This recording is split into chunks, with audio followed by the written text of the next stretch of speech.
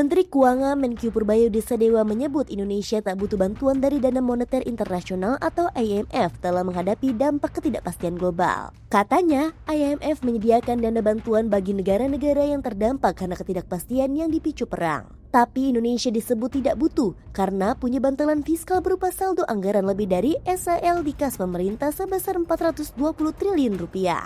Tapi di samping soal itu, di kondisi apa sebuah negara bisa ambil pinjaman IMF? IMF menjelaskan kalau pihaknya menyediakan bantuan bagi negara-negara yang dilanda krisis dengan memberikan kucuran dana. Hal ini agar negara bisa bernafas saat menerapkan kebijakan untuk memulihkan stabilitas dan pertumbuhan ekonomi. Tak hanya itu, IMF juga menyediakan pembiayaan pencegahan untuk membantu mencegah dan mengangsurasikan diri terhadap krisis.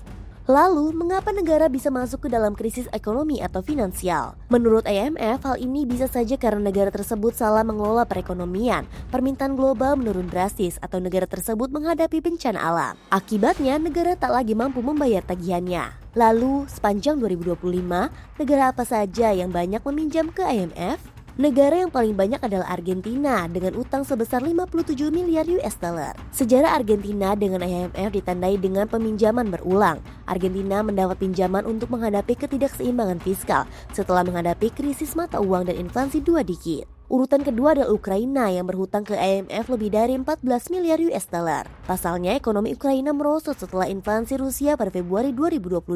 Pada Maret 2023, IMF pun menyetujui fasilitas dana perpanjangan selama 4 tahun senilai 15,5 miliar US dollar untuk membantu menstabilkan ekonomi Ukraina. Mesir pun berada di urutan ketiga dengan sebesar 9,38 miliar US dollar. Mesir beberapa kali sudah meminjam dari IMF untuk menstabilkan ekonominya karena tingginya utang dan defisit fiskal. Negara ini juga menghadapi kekurangan cadangan devisa dan berjuang mengatasi inflasi yang tinggi.